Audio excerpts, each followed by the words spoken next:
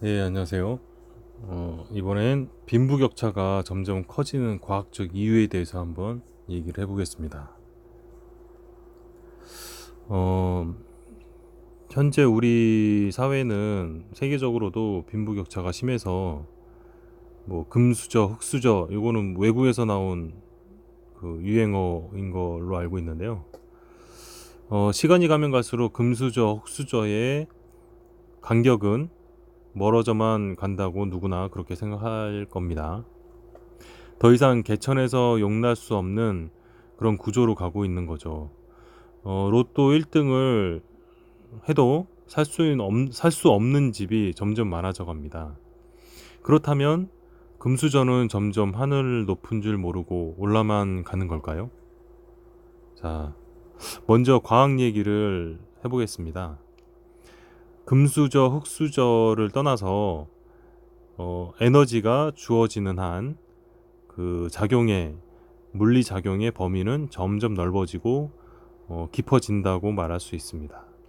쉽게 설명하자면 물이 어느 길로 흐르기 시작한다고 칩시다. 그러면 그 물이 없어지지 않는 한 고이게 되고 고인 물은 점점 넓어지고 그 수위도 높아질 겁니다. 그 물이 바로 태양으로부터 오는 에너지라고 생각해 보시면 되고, 고이는 물은 지구 생태 시스템이라고 보시면 되겠습니다.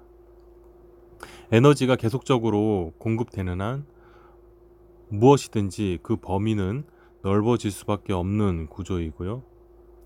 자본의 범위도 마찬가지입니다. 자연스레 가진 자와 갖지 못한 자의 차이는 늘어만 가고, 물리적으로 그 차이를 막는다고 이게 해결될 게 아니라는 거죠. 다른 식으로 풀어야 할 문제인 것입니다. 그 다른 식이라는 게 사회 제도를 말하는데, 예를 들어서 잔디가 있으면 고목나무가 있듯이 고목나무를 잔디랑 똑같이 만들기 위해서 잔디처럼 계속 자라는 걸 깎을 수는 없는 노릇입니다. 그러나 잔디든 고목나무이든 모두 태양빛을 받고 살아가는 식물인 거고, 제각기 해당 환경의 한 부분의 역할을 담당하며 균형을 이제 이루고 있는 것이죠. 그래서 어떤 제도가 이 균형을 이루게 할지는 해당 전문가가 언젠가는 찾아낼 것으로 믿습니다. 그 사람들에게 맡기자고요. 자, 또 하나는 에너지가 계속적으로 유입되는 한 범위가 넓어지면서 동시에 파동의 종류도 더 다양해지고 세분화된다는 게 사실입니다. 예를 들어 아까 설명드렸다시피 물이 계속적으로 모이게 되면 전에는 만들지 못했던 더 다양한 물결파를 만들 수 있게 됩니다. 그 다양한 물결파는 바로 인간 문명이라고 비교할 수 있습니다.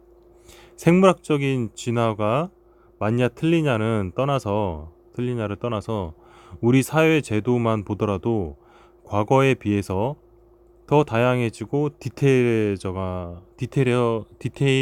갑니다.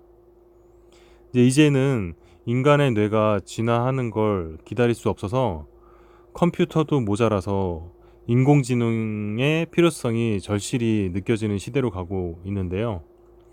그 점점 정교해지는 것은 태양 에너지 같은 그런 에너지들이 우리에게 유입되는 한 앞으로도 계속될 것입니다. 오늘의 금융제도가 몇 년 후면 더더욱 복잡해져 갈 것이고요. 스마트폰과 같은 컴퓨터 기기 없이는 비밀번호 하나 제대로 기억 못하는 그런 시대가 올 겁니다. 너무 복잡해서요. 그 레고 아시죠? 레고 레고를 만들다 보면 다 부시지 않는 한 계속 형태가 정교화됩니다. 전쟁이나 자연재해가 일어나 모든 것이 무너진다 해도 그 전 모습의 정보까지는 다 사라지기가 힘듭니다. 화석, 책, 메모리 칩, 우주 어딘가로 날아가고 있는 그 당시 모습이 담긴 과시광선, 이런 것들은 나중에 고도의 기술이 발달되면 다 다시 볼 수 있는 그런 정보들인 거고요. 이 그런 정보들은 물질 세계에 그대로 남겨집니다. 아무리 전쟁이 나서 다 폐허가 된다 하더라도.